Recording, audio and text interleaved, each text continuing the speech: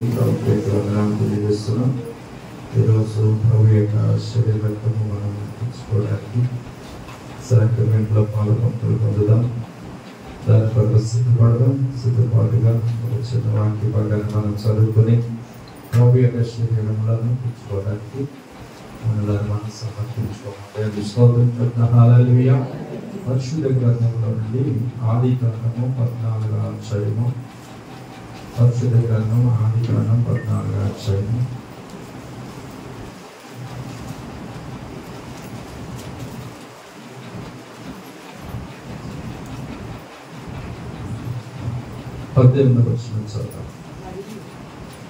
మరియు షాలేము రాజైన మెల్కీసెదెకు రొట్టెను ద్రాక్షరసమును తీసుకొని వచ్చెను. అతడు సర్వోన్నతుడగు దేవుని యాజకుడు. అప్పుడు అతడు అబ్రాహామును ఆశీర్వదించి, ఆకాశమునకు భూమికి సృష్టికర్తయును సర్వోన్నతుడైన దేవుని వలన అబ్రాహాము ఆశీర్వదింపబడును గాక అనియు, నీ శత్రువు నీ చేతికి అప్పగించిన సర్వోన్నతుడగు దేవుడు స్తుతింపబడును గాక అనియు చెప్పాడు. అప్పుడు అతడు అన్నిటిలో అతనికి 10వ వంతు ఇచ్చారు. హల్లెలూయా. దేవుని బట్టి దేవుని బిడ్డలారా, సన్నిధిలో వచ్చేదిగా మీ అందరికీ ప్రభువైన యేసుక్రీస్తు వారి నామములో శుభాభివందనాలు తెలియజేస్తున్నాం. దేవుని స్తోత్రం. ప్రభువును బట్టి మరి గడిచిన దినములన్నీ కృపాక్షయం దయచేసి మరొక నెలలో మనం ప్రవేశించే భాగ్యాన్ని ఇచ్చి ఈ పునరుద్ధాన దినము 7వ తారీఖు ఆరాధనలో పాల్గొనడానికి మనందరికీ ప్రభు ఇచ్చిన మహాకృపను బట్టి దేవునికి మహిమ ఘనత ప్రభావాలు కలుగును గాక. ఆమేన్. హల్లెలూయా. హల్లెలూయా. మంచిది. సాక్రమెంట్ ఉంది కనుక దాని కొరకు ఒక మాటలు మనం ధ్యానం చేసుకుని ప్రార్థన చేసుకున్నాం. చూడండి, ఇక్కడ చదివిన వాక్యం, షాలేము రాజైన మెల్కీసెదెకు రొట్టెను ద్రాక్షరసమును తీసుకుని వచ్చెను. అతడు సర్వోన్నతుడగు దేవుని యాజకుడు. మొట్టమొదటిగా అబ్రహాము ఒక యుద్ధములో జయము పొంది వస్తూ ఉన్నప్పుడు అబ్రహామును షాలేము రాజైన మెల్కీసెదెకు అతను ఎదుర్కొని అతనికి సాక్రమెంట్ ఇచ్చినట్లుగా ఇక్కడ మనం చదువుకున్నాం. స్తోత్రం చెప్పండి. హల్లెలూయా. అంటే సాక్రమెంట్ తీసుకున్న అబ్రహాము ఇచ్చిన మెల్కీసెదెకు రొట్టెను ద్రాక్షరసం. ఇప్పుడు ప్రభు వల్ల మనకు రొట్టె ద్రాక్షరసాన్ని ఇక్కడ ఏర్పాటు చేయడం జరిగింది. ఎప్పుడు సాక్రమెంట్ తీసుకున్నారు? మొదటి మాట మీకు జ్ఞాపకం చేస్తాను. ఎప్పుడు సాక్రమెంట్ అబ్రహాముకి ఇచ్చాడు అంటే ఇక్కడ వాక్యంలో ఏం రాయబడిందంటే, ఇతడు సొదొమ గొమొర్రా ప్రాంతంలో లోతు అనే అబ్రహాం యొక్క తమ్ముడు లేక అన్న కొడుకు అయిన ఇతను సొదొమ ప్రాంతంలో వెళ్ళి అక్కడ కాపురం ఉన్నాడు.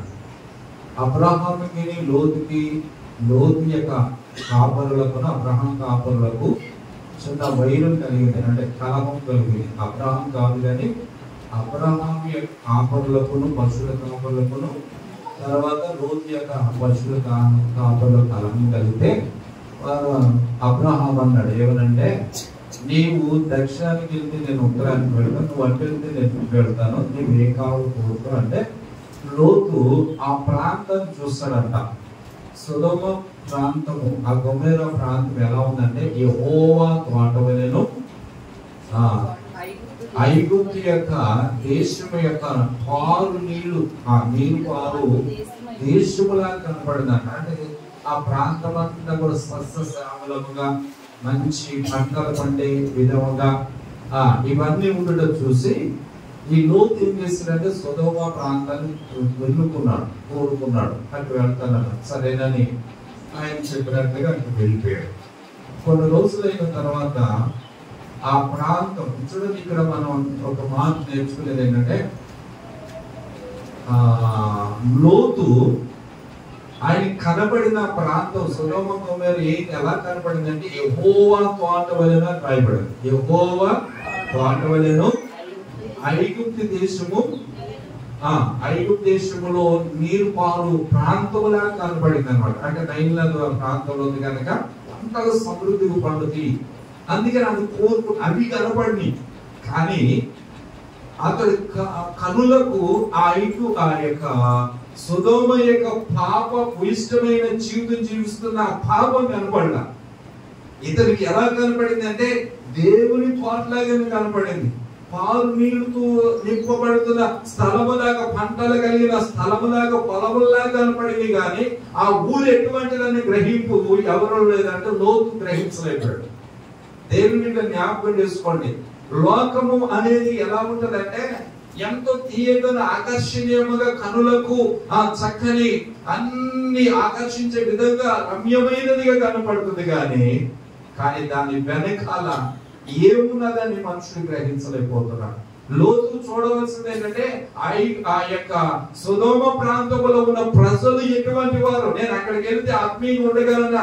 ఇక్కడ అబ్రహాముతో ఉన్నంత పరిశుద్ధత, అబ్రహాముతో ఉన్నంత ఆధ్యాత్మిక జీవితం అబ్రహాముతో ఉన్నప్పుడే కదా నేను ఏమీ లేకుండా వచ్చిన వాడిని ఈ ఆస్తి, అంతస్తు, ఐశ్వర్యం వాక్యం ఉందంటే అతడు కలిసి నివసించలేనంత విస్తారమైన సంపద కలిగిన వారుగా, ఆస్తి కలిగిన వారుగా వాళ్ళు అభివృద్ధి చెందారు. వారి పశువులు కానీ, వారి మందలు కానీ ఇవన్నీ ఎక్కడి నుండి వచ్చినాయి? అబ్రహాము ద్వారా దేవుడు తనతో సహవాసం చేస్తున్న, అబ్రహాముతో సహవాసం చేస్తున్న ఈ లోతుకు దేవుడు అతను కూడా ఆశీర్వదించడం మొదలుపెట్టాడు. దేవుడు స్తోత్ర. ఇతను గ్రహించవలసింది ఏంటంటే నేను అబ్రహాముతో ఉన్నప్పుడు ఆధ్యాత్మికంగాను శారీరకంగా వృద్ధిలోనికి వచ్చాను. ప్రెసిడెంట్ హల్లెలూయా. అలాగనే నేను అక్కడికి వెళితే నేను ఈ ఆత్మీయతను కాపాడుకుంటానా, ఈ పరిశుద్ధతను కాపాడుకుంటానా, ఈ నీతిలో నేను నడవగలనా అన్న గ్రహింపు ప్రతి ఒక్కరూ కూడా విమర్శించుకోవాలి, పరిశీలన చేసుకోవాలి. దేవుని స్తోత్ర. కానీ అతనికి కనబడింది ఏంటంటే పైన పొలాలే కనపడి, తోటలు సమృద్ధి యెహోవా తోటలు కనపడింది. కానీ అక్కడ పాపం అన్నది కనపడలా. ఈరోజు దేవుని బిడ్డని జ్ఞాపకం చేసుకో. నీవు దేవుని చూస్తున్నావు, నీ భౌతికమైన ఆశీర్వాదాలు, భౌతికమైన సంపద, భౌతికమైన ఈ లోక సంబంధమైన దాని మీద దృష్టి పెట్టి ఆత్మీయ జీవితాన్ని నష్టపరుచుకునే జీవితంలోకి వెళుతున్నామేమో. ఆధ్యాత్మిక జీవితాన్ని నష్టం చేసుకునే కార్యాలు నీ జీవితంలో జరగటానికి లోకము ఒకవేళ అది ఎలాగా వేస్తుందేమో అని గ్రహింపు మనం కలిగి ఉన్నాం. ఎప్పుడైతే అక్కడికి వెళ్ళాడో, వెళ్ళిన తర్వాత అక్కడ యెహోవా దృష్టికి అది ఎలాంటిదంటే సొదొమ పాపులు అంట, దుష్టులు అంట, అక్కడ చెడిపోయిన వారు, అపవిత్రమైన పనులు చేసేవారు. దానిని కోరుకున్నాడు, వెళ్ళాడు. కొన్ని రోజులు బాగానే ఉన్నాడు. కానీ ఇక ఆ ప్రాంతం మీద శత్రువులు వచ్చి దాడి చేస్తే బైబిల్ ఏమంటుందో రాయబడింది, 12 సంవత్సరాలు అంట వాళ్ళు వీళ్ళకి దాసులైపోయారు. 13వ సంవత్సరం తిరుగుబాటు చేశారు. అప్పుడు ఏం చేశారంటే యుద్ధం ప్రకటిస్తే వీళ్ళు యుద్ధంలో ఓడిపోతే శత్రువులు వచ్చి వీళ్ళ సంపద, ఆస్తి, ఆ ప్రాంతంలో సొదొమ ప్రాంతంలో ఉన్న ఆ సంపద అంతా కూడా దోచుకొని వెళ్ళిపోయారంట. అప్పుడు అబ్రహాముకు ఆ మాట వినబడింది. ఏం వినబడిందంటే లోతు యొక్క కుటుంబాన్ని, లోతు కలిగిన సంపదను, సొదొమలో ఉన్న సమస్తాన్ని ఆ శత్రువులు దోచుకుని వెళ్ళిపోయారు, చల్లగా పట్టుకెళ్ళిపోయారని వినబడగానే వెంటనే తన ఇంట ఉన్న 318 మంది, తన ఇంట పుట్టి అలవర్చబడిన 318 మందిని వెంట పెట్టుకుని దాని వరకు వాళ్ళు ఏం చేశారంటే తరిమి వాళ్ళని పారదోలాడు. దేవుని స్తోత్రం చెప్పండి. హల్లెలూయా. ఇప్పుడు మీకు ఒక మాట జ్ఞాపకం చేస్తాను. చూడండి, తన ఇంట పుట్టి అలవర్చబడిన ఎంతమంది అంట? అబ్రహాము యొక్క ఇంట పుట్టి అలవర్చబడిన 318 మందిని వెంట పెట్టుకుని దాను మటుకు ఆ రాజులను తరిమాను. దేవుని స్తోత్రం చెప్పండి. హల్లెలూయా. ఆమేన్. హల్లెలూయా. కాబట్టి ఇప్పుడు జ్ఞాపకం చేస్తాం, అబ్రహాము లోతు పట్టబడేదని వినగానే తన ఇంట్లో ఉన్న వారిని ఏం చేశారంటే వాళ్ళతో కలిసి యుద్ధానికి వెళ్ళారు. ఇక్కడ ఒక మాట మీరు గ్రహించండి, ఏమంటే దేవుని పిల్లలకి ఎలా ఉండాలంటే, అబ్రహాము ఇదిగో లోతు అక్కడ పట్టబడ్డాడు, విడిపిద్దాం రండి అని అన్నప్పుడు తన ఇంటర్కి అలవాటు 310 మంది ఉన్నారు చూసారా, వాళ్ళు అనాలి ఏమనంటే, అయ్యా నువ్వు వెళితే వెళ్ళు, నేను వదిలిపెట్టేసి వెళ్ళిపోయిన లోతు గురించి మమ్మల్ని ఎందుకు రమ్మంటావు, మేము ఆ శత్రువులతో మేము ఎందుకు పోరాడాలి, మాకేం పని అని అనాలి. కానీ వారు అలా మాట్లాడకుండా అబ్రహాముతో కూడా ఏక మనస్సుతో కలిసి యుద్ధములోనికి వెళ్ళాడు. దేవుని స్తోత్రం, ఆమేన్, హల్లెలూయా.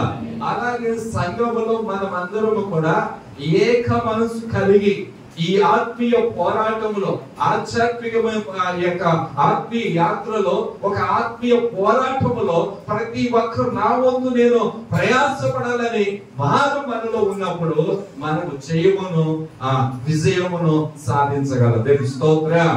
అంతేగాని నాకెందుకు అనుకున్నట్లయితే అబ్రహాము ఒక్కడే ఏం చేయగలరు? దేవుని స్తోత్రం. వాళ్ళు కూడా వచ్చారు, అబ్రహాము దేవుడు తోడున్నాడు అనుకోండి. దేవుని స్తోత్రం.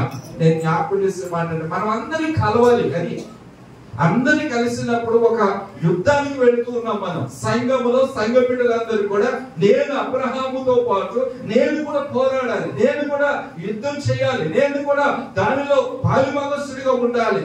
ఈ పోరాటంలో నా వంతు నేను సహకరించాలి, నా వంతు నేను చేయాలి, నా వంతు నేను ఏదో ఒకటి దేవుని పని వరకు ఈ యుద్ధంలో నేను కూడా సహాయం చేయాలన్న ఆలోచన ఆ 310 మందిలో ఉన్నది కనుక ఈ పోరాటంలోనికి వెళ్ళారు. దేవుని స్తోత్రం. మందుకు కూడా ఆత్మీయ పోరాటమే. మరి ఈ పోరాటంలో నీవు నేను సంఘ బిడ్డలు అందరూ కలిసి ముందుకు సాగితే మనం అనేక ఆత్మలను దేవుని రాజ్యం వరకు పట్టుకోగలం. దేవుని స్తోత్రం. వెనకబడిపోయిన వాడు, పట్టబడిన వారు, అపవాది చేత పట్టబడి అపవాది బంధకాల చేత లాక్కుని వెళ్ళిపోతున్నప్పుడు, సమస్తాన్ని కోల్పోతున్నప్పుడు, సమస్తాన్ని తీసివేసి నాశనం చేయడానికి శత్రువు అన్నవాడు దోచుకుని వెళ్ళిపోతున్నప్పుడు చేయాల్సింది ఏంటంటే, నీవు నేను ఏక మనసు కలిగి ఈ ఆత్మీయ పోరాటంలో ముందుకు వెళ్ళాలి. దేవుని స్తోత్రం. ఇక నేను జ్ఞాపకం చేసే మాట, ఈ రోజు చూడండి, సాక్రమెంట్ ఎప్పుడు తీసుకోవాలి, ఆమేన్, హల్లెలూయా, ఎప్పుడు ఇచ్చాడు అన్నది మీకు జ్ఞాపకం చేస్తాను. ఒకటి, ఆ అబ్రహాము శత్రువులను సంహారం చేసి లేక రాజులను సంహారం చేసి తిరిగి వస్తూ ఉన్నప్పుడు, దేవుని స్తోత్రం, పోరాడాడు, వాళ్ళని జయించేసాడు, తిరిగి వస్తూ ఉన్నప్పుడు మనం 18వ వచనం చదువుకున్నాం. అక్కడికి వెళ్దాం, చదువుదాం. చూడండి, మరియు షాలేము రాజైన మెల్కీసెదెకు రొట్టెను ద్రాక్షరసమును తీసుకుని వచ్చాడు. దేవుని స్తోత్రం. ఎప్పుడు ఇతడు యుద్ధములోనికి వెళ్ళి, ఆమేన్, హల్లెలూయా. ఒకసారి ఈ మాటను మీకు ఇంకా కొంచెం అర్థం అవడం వరకు హెబ్రీ పత్రిక 7వ అధ్యాయము 1వ వచనం చదువు. రాజులను సంహారం చేసి తిరిగి వచ్చుచుండగా అబ్రహామును ఎవరు కలుసుకొని అతన్ని ఆశీర్వదించెను, ఎవరికి? అబ్రహాము అన్నిటిలో 10వ వంతు ఇచ్చెను, ఆ షాలేము రాజు. చాలా. దేవుని స్తోత్రం. రాజులను సంహారం చేసి తిరిగి వస్తూ ఉన్నప్పుడు, దేవుని స్తోత్రం, అంటే ఇక్కడ ఏమంటే యుద్ధములో జయము పొంది, ఆమేన్, హల్లెలూయా, పోరాటములో విజయాన్ని సాధించి జయశాలిగా వస్తూ ఉన్నప్పుడు, యుద్ధం చేసి వస్తున్నప్పుడు, శత్రువులను ఓడించినప్పుడు, శత్రువుల మీద జయము కలిగినప్పుడు షాలేము రాజు వచ్చి ఏం చేశాడంటే రొట్టెను ద్రాక్షరసం ఇచ్చాడు. దేవుని స్తోత్రం చెప్పండి, హల్లెలూయా. ఇప్పుడు చెప్పండి, ఇప్పుడు చెప్దాం, రొట్టె ద్రాక్షరసం ఎవరు తీసుకోవాలంటే యుద్ధంలో పోరాటంలో జీవితం పొందినవాడు. దేవుని స్తోత్రం. పోరాటములో జయము పొందినవాడు, యుద్ధములో జయం పొందినవాడు, రాజులను సంహారం చేసిన వాడు, శత్రువులను ఓడించిన వాడు, శత్రువుల మీద విజయం కలిగిన వాడు, శత్రువులకు దాసి కాకుండా శత్రువులను ఓడించి వారి మీద జయించండి ఎగరేసేవాడు ఎవడైతే ఉంటాడో వాడు నీరు తాకాలి. ఆమేన్, హల్లెలూయా, ఆమేన్, హల్లెలూయా. గ్రహించండి, ఎవరు తాకాలంటే శత్రువు మీద జయం పొందినవాడు.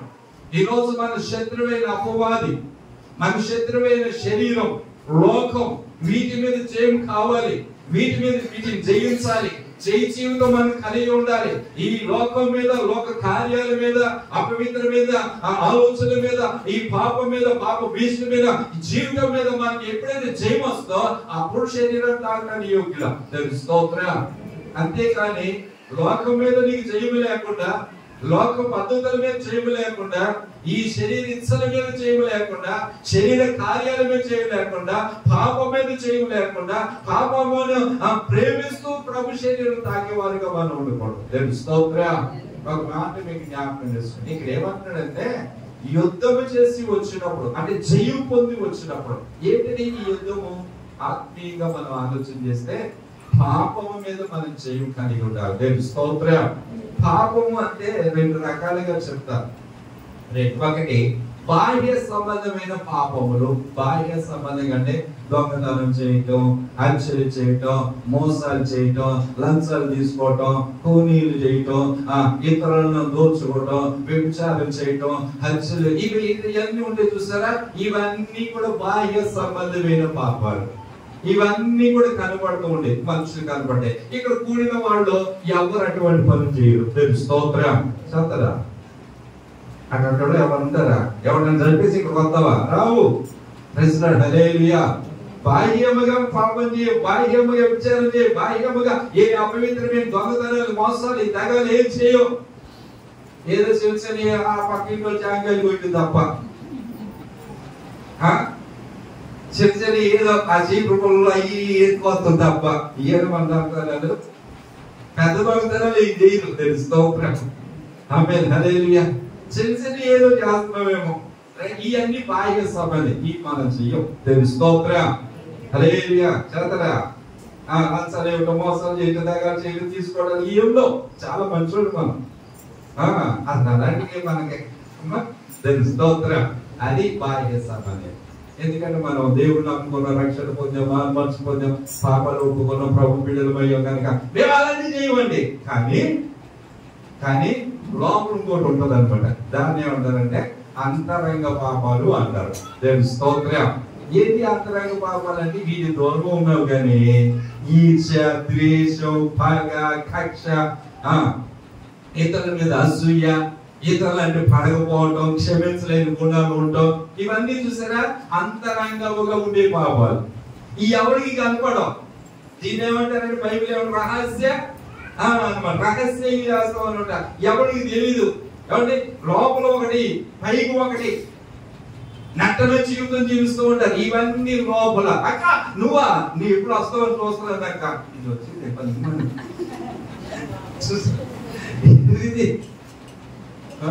దానికి అంతిలో అమ్మో నువ్వు అంత మంచిదని ఎవరు లేరమ్మా. ఇలాంటి గుణాలు, ఇట్లాంటి బుద్ధులు ఉంటే చూసారా, ఇవన్నీ కూడా దేవుని మీద లోపల ఒకటి, లోపల ఉంచేసుకున్న పాపాలు, లోపల ఉన్న ఈర్ష్య అన్నమాట, లోపల ఉన్న కక్ష, లోపల ఉన్న కుతంత్రాలు పెట్టేసుకుని పైకి నవ్వుతూ ఉంటారు. స్తోత్రం. పైకి చక్కగా మాట్లాడుతూ ఉంటారు. ఈర్ష్యలు పోవు, ద్వేషాలు పోవు, అసూయలు పోవు. దేవుని బిడ్డలారా, ఈ రోజు జ్ఞాపకం చేస్తుంది. బాహ్యమైన పాపాలకు నువ్వు దూరంగా ఉన్నావు, కానీ అంతరంగ పాపాలు నీ జీవితంలో నిలబడి చేస్తున్నవే, వాటిని చేయించాలి. స్తోత్రం. ఆమేన్. హల్లెలూయా. వాటి మీద చేయగలగాలి. నీ చూపు మీద చేయగలగాలి, నీ తలంపుల మీద చేయగలగాలి, కాబట్టి నీ ఆలోచన మీద చేయగలగాలి. అంటే చెరపట్టి అన్న వాక్యంలో నీ ఆలోచనలన్నిటిని అంటే ఏం చేయాలండి? చెరపట్టి తీసుకుని వచ్చి క్రీస్తుకు లోబడినట్లు చేయాలి. ఏంటి ఆలోచనలు కూడా అంటే బైబిల్ చెప్తూ ఉంది. పౌలు గారు అంటారనమాట, క్రీస్తుకు లోబడాలి. నీ ఆలోచనలు, చెడిపోయిన తలంపులు అవి బయట కనబడట్లేదు, కానీ ఎటువంటి ఆలోచన చేస్తున్నావో, ఎటువంటి తలంపులు కలిగి ఉన్నావో, ఇవన్నిటినీ ప్రభు దగ్గర మనం ఏం చేయాలంటే చెరపట్టకి తీసుకుని వచ్చి క్రీస్తుకు లోపరచాలి. స్తోత్రం. వాటి మీద చేయగల చదువుతాలి.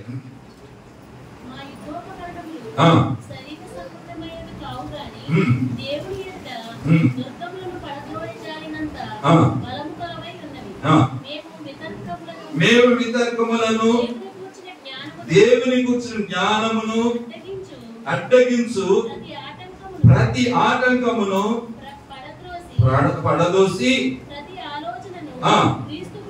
చూడండి, ప్రతి ఆలోచన క్రీస్తుకు లోపరుచున్నట్లుగా చెరపట్టి సంపూర్ణ విధేయతను కనపరిచినప్పుడు సమస్తమైన అవిధేయతకు ప్రతిదండన చేసి సిద్ధపడి ఉన్నాము. చాలా దేవుని స్తోత్రం. చూడండి ఇక్కడ ఏమంటున్నాడంటే పౌలు భక్తుడు ప్రతి ఆలోచన అంటే ఏం చేయాలంటే ప్రతి ఆటంకమును ప్రతి ఆలోచన చెరపట్టి ఏం చేయాలంటే దాన్ని క్రీస్తుకు లోబడినట్లుగా చెరపట్టి అవి అన్నిటిని కూడా తీసుకొచ్చి ఏం చేయాలంటే లోపరచాలి. స్తోత్రం. దేవుడికి విరోధమైన ఆలోచన, దేవుడికి విరోధమైన పాపం, దేవుడికి విరోధమైన కార్యాలు, దేవుడికి విరోధమైన ఇష్టాలు ఏవైతే నీ జీవితంలో మనం కలిగి ఉంటున్నామో, దేనినైతే నువ్వు జయించలేకపోతున్నావు, దేనినైతే నీ మీద జయము అంటే నీ చూపులు నీ స్వాధీనం లేవా, నీ మాటలు నీ ఆలోచన నీ తలంపులు ఏదైతే జయించడం లేదో వాటన్నిటిని క్రీస్తుకి ఏం చేయాలంటే చెరపట్టాలండి. ఆమేన్, హల్లెలూయా. క్రీస్తుకు లోబడేటట్లు ఏం చేయాలి? అప్పుడే జీవితం నీలోకి వచ్చినప్పుడే ప్రభు యొక్క శరీర రక్తం పుచ్చుకోవడానికి మనం యోగ్యులం. దేవుని స్తోత్రం.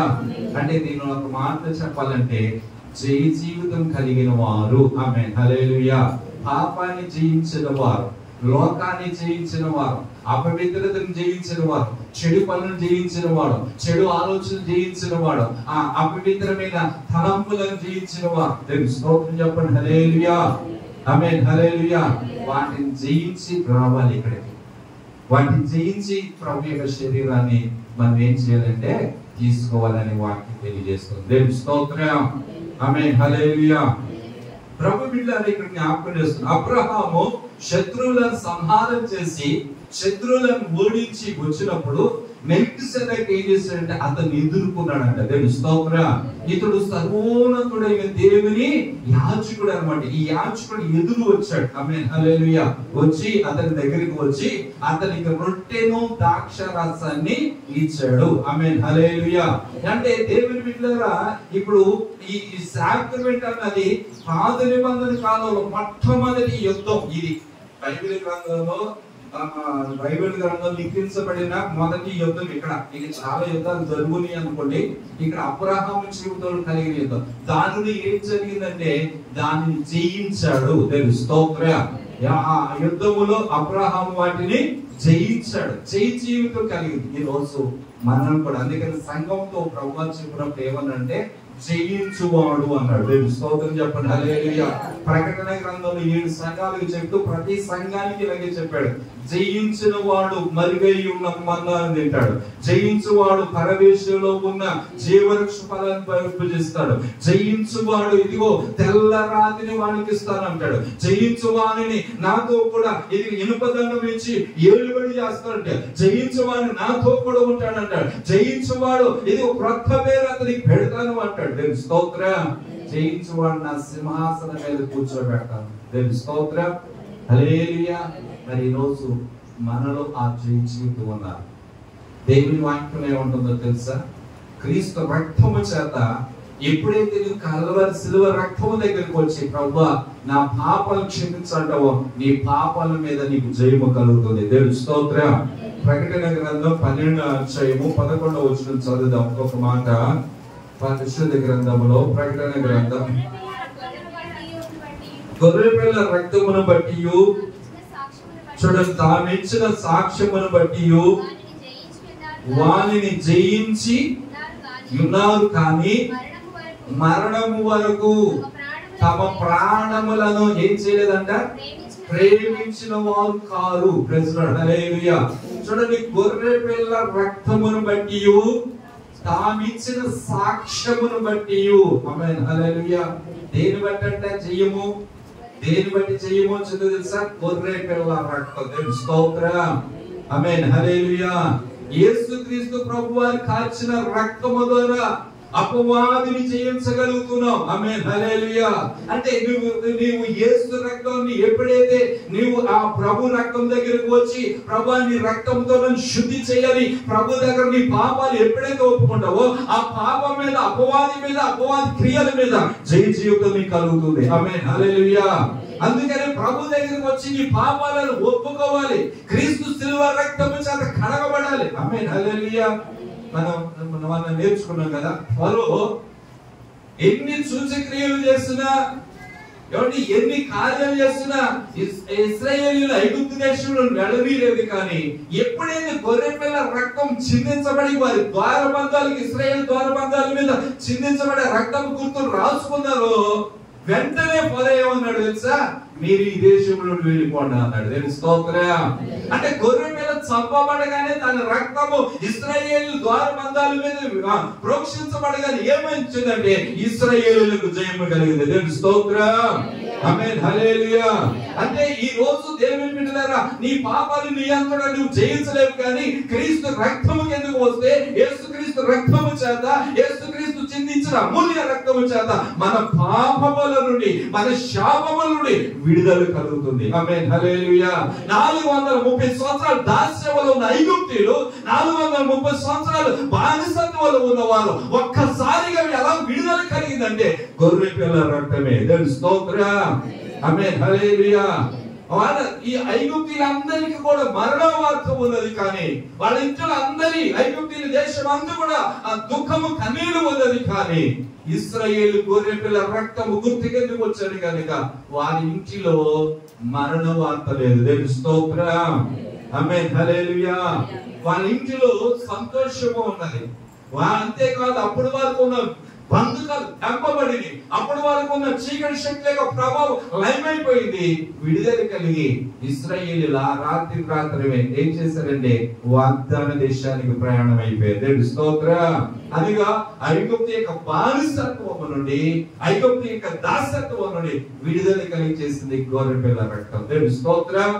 అలాగనే రెండవది ఏమంటే గొర్రె పిల్ల రక్తముయు తానిచ్చిన సాక్ష్యం. ఆమేన్, హల్లెలూయా.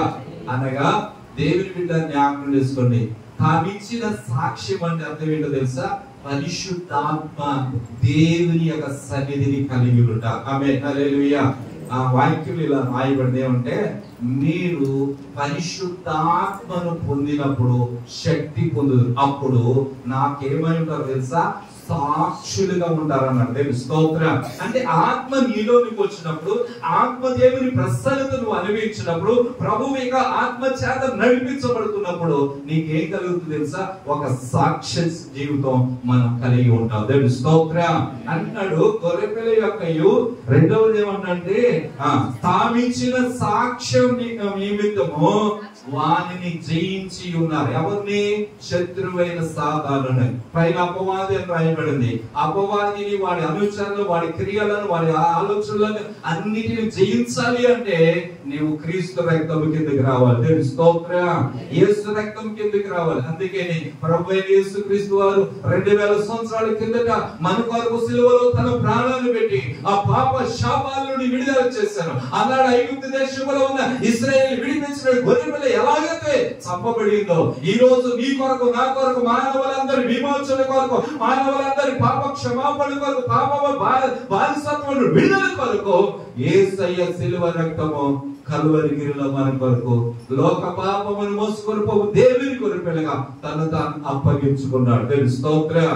ఆ రక్తం దగ్గరికి వచ్చినప్పుడు ఆ రక్తము ద్వారా మన పాపములన్నిటిని కూడా శుద్ధి చేస్తారు. అందుకని యేసయ్య దగ్గరికి వచ్చి, యేసయ్య నీ రక్తంతో నన్ను కడుగు, నీ రక్తం చేత నన్ను శుద్ధీకరించని ఎవరైతే ప్రభు పాదాలను పట్టుకొని పాపమును ఒప్పుకుంటారో వారి జీవితంలోనికి ఏమొస్తుందంటే జయ జీవితం వస్తుంది. దేవుని స్తోత్రం.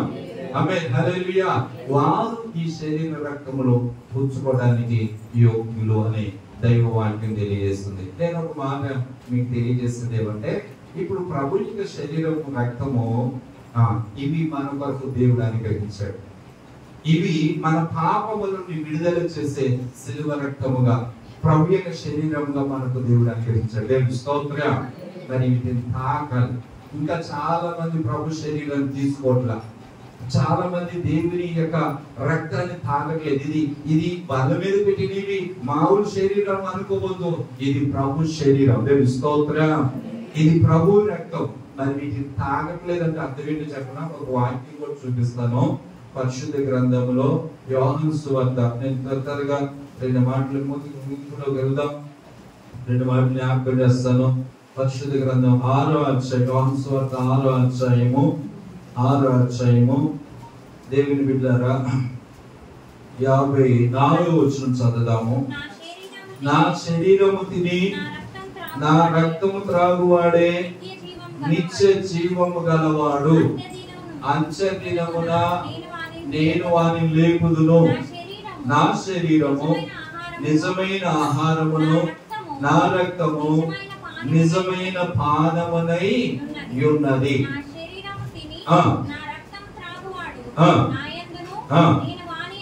నేను వాని యందును నిలిచి. దేవుని స్తోత్రం చెప్తా. హల్లెలూయా. ఇక్కడ ఏమని రాయబడిందంటే, నా శరీరము తిని నా రక్తం త్రాగువాడు ఏం గలవాడంట? నిత్య జీవం గలవాడు. దేవుని స్తోత్రం చెప్పండి. హల్లెలూయా. నిత్య జీవం గలవాడంటే పరలోక రాజ్యములో యుగ యుగాలు జీవించువాడు అని అర్థం. దేవుని స్తోత్రం. యేసయ్యతో ఉండేవాడు అని అర్థం. నిత్య జీవం. చెప్పండి, ఏ జీవం అంటే ఇది? నిత్య జీవం గలవాడు. ఎవరు నిత్య జీవం గలవారు? ప్రభు శరీరం తిని రక్తం త్రాగేవాడు. అంటే నీవు పరలోక రాజ్యములోనికి వెళ్ళాలంటే ప్రభు శరీరం తినాలి. దేవుని స్తోత్రం. ప్రభు రక్తం త్రాగాలి. యేసయ్య ఏం చెప్పాడంటే, ఇది నా శరీరము, నన్ను జ్ఞాపకం చేయడానికి దీనిని చేయడం. ఎప్పుడు వరకు? నేను వచ్చు పర్యంతం అన్నాడు. దేవుని స్తోత్రం. నేను వచ్చే వరకు, నేను క్రొత్తదిగా పరలోక రాజ్యములో నేను త్రాగే వరకు, ఆ దేవుని రాజ్యములో మీతో కలిసి అక్కడ తాగుతానే, అప్పుడు వరకు మీరు నా దగ్గరికి వచ్చే వరకు, మీరు కలుసుకునే వరకు ఏం చేయాలంటే ఈ శరీర రక్తములు పుచ్చుకోవాలి అంటున్నాడు. దేవుని స్తోత్రం. మత్తయి సువార్త 26 వచనం. మత్తయి సువార్త 26 వచనంలో ఈ మాట రాయబడింది. త్వరగా రెండు మాటలు చదువుతాం. వారు భోజనం చేయుచుండగా యేసు ఒక రొట్టెను పట్టుకుని దానిని ఆశీర్వదించి శిష్యులకు ఇచ్చి, తీసుకుని తినుడి, ఇది నా శరీరం అని చెప్పెనా. మరియు ఆయన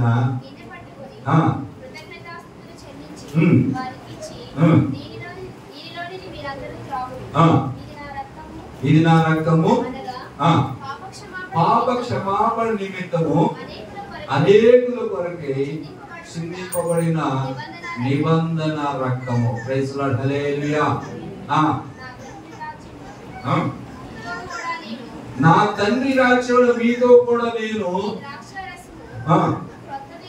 క్రొత్తదిగా త్రాగు వరకు, దినము వరకు చాలా. దేవుని స్తోత్రం. చూడండి, దేవుని బిడ్డలారా జ్ఞాపకం చేసుకోండి. రేపు యేసయ్య రాజ్యంలోకి వెళ్ళి అక్కడ కూడా ప్రభువారు ఇచ్చే ఆ క్రొత్త ద్రాక్షరసం తాగేవారు కంట ప్రభువారు ఏమన్నారంటే, దీన్ని జ్ఞాపకం చేసుకోండి అన్నాడు. దేవుని స్తోత్రం చెప్పండి. హల్లెలూయా. ఇప్పుడు జ్ఞాపకం చేసే మాట ఏమంటే, ప్రభు శరీరము దేవుని ఆజ్ఞ, ఇది దేవుని కట్టడ. అంటే మీరు ఈ శరీరం తినాలి, రక్తం త్రాగాలని ప్రభువారు చెప్పాడు. దేవుని స్తోత్రం చెప్పండి. హల్లెలూయా. ఒకటి. రెండవది ఏంటంటే, ఈ శరీరం రక్తం త్రాగితే వాళ్ళలో నేను ఉంటానన్నాడు ప్రభువారు. ఆమేన్. హల్లెలూయా. దేవునికి ఒక సాక్షిగా నువ్వు జీవించడం వరకు ప్రభువే నీలో ఉంటాడు అని వాక్యం తెలియజేస్తుంది. ఇంకొక మాట ఏమంటే, ఈ శరీరం త్రాగువాడు చనిపోయినను మరలో బ్రతుకుతాడు. దేవుని స్తోత్రం. అంచె దినమున దేవుడు వారిని అంటే ఏం చేస్తాడని లేపుతాడు. ఆమేన్. హల్లెలూయా. వాడు నిత్యత్వంలో నిత్య జీవాన్ని కలిగి ఉంటాడు. ఇప్పుడు శరీరం తాగట్లేదు అనుకోండి, ప్రభు రెట్టిని తీసుకోవట్లేదు అనుకోండి, రేపు పరలోక రాజ్యంలో నువ్వు ఉండవు. Praise Lord. హల్లెలూయా. అర్థమైందా? పరలోక రాజ్యంలో నువ్వు ఉండవు, పరలోక రాజ్యంలో అడుగు పెట్టవు. పరలోక రాజ్యంలోనికి వెళ్ళడానికి ప్రభు శరీరం నువ్వు తీసుకోలేదు కనుక నిత్య జీవంలోనికి వెళ్ళలేవు. కనుక నిత్య జీవంలోనికి నువ్వు వెళ్ళాలంటే ప్రభు శరీరాన్ని మనం ఏం చేయాలంటే ఆచరించాలి, పరిశుద్ధంగా దాన్ని తీసుకోవాలి. దేవుని స్తోత్రం. సరేనండి అయ్యారండి, మీరు చెప్పినట్లుగానే నేను సాక్రమెంట్ తీసుకున్నా, నాకు ఇచ్చేయండి అంటే మరి అది ఎవరు తాగాలి ఇప్పుడు చెప్పాను. దేవుని స్తోత్రం చెప్పండి. హల్లెలూయా. హల్లెలూయా. ఎవరు తాగాలంటే ఇచ్చేయంటే అందరికి ఇచ్చేది కాదు. ఇది జై జీవితం కలిగిన వాడు, పాప క్షమాపణ పొందినవాడు, హృదయాన్ని కడుక్కున్నవాడు, యుద్ధములో జయం పొందినవాడు, పాపం మీద విజయం కలిగిన వాడు, దీనిని కలిగిన వాడు మాత్రమే దీన్ని తీసుకోవాలి. దేవుని స్తోత్రం. ముందు నువ్వేం చేయాలో తెలుసా? పాప క్షమాపణ పొందాలి. దేవుని స్తోత్రం చెప్పండి, హల్లెలూయా. అందుకని ప్రభు శరీరము నీ దగ్గరకు రాబోతున్నప్పుడు ముందుగా నీ హృదయాన్ని ఏం చేయాలంటే కడుక్కొని జీవితాన్ని కలిగి ఉండాలి. ఇంకా రక్షణ పొందకపోతే నువ్వు దేవుని రాజ్యంలోనికి వెళ్ళలేవు. ఇంకా సాక్రమెంట్ తీసుకోకపోతే నువ్వు గుడి పోసుకున్నా, సన్నిధి పోసుకున్నా, ఆ ఆరాధనలు అన్ని పాల్గొన్నా ప్రభు దగ్గర ఉండటానికి యోగ్యులము కాదు. కనుక ఒకవేళ నువ్వు క్రైస్తవ కుటుంబంలో పుట్టేవా, లేకపోతే ఇంకొక ఇదిలో పుట్టేవా, ఎప్పుడుండో భక్తి చేస్తున్నా అంటున్నావా, ఇవేవి కాదు. దేవుడి మాటకు మనం ఏం చేయాలంటే లోబడి ప్రభు శరీరం తాకి ప్రభు రక్తంలో పాలు భాగస్తులుగా ఉండాలి. దేవుని స్తోత్రం చెప్పండి, హల్లెలూయా, హల్లెలూయా. కాబట్టి ఎవడు ప్రభు శరీరం తాకడానికి వస్తాడో వాడు తను తాను ఏం చేసుకోవాలంటే శుద్ధి చేసుకోవాలని వాక్యం తెలియజేస్తుంది. దేవుని స్తోత్రం. తను తాను పవిత్రపరచుకోవాలి, కడగబడిన శరీరం. అందుకని యేసు ప్రభువు కూడా ముందుగా శిష్యులను పాదాలు కడిగిన తర్వాత సాక్రమెంట్ ఇచ్చాడు.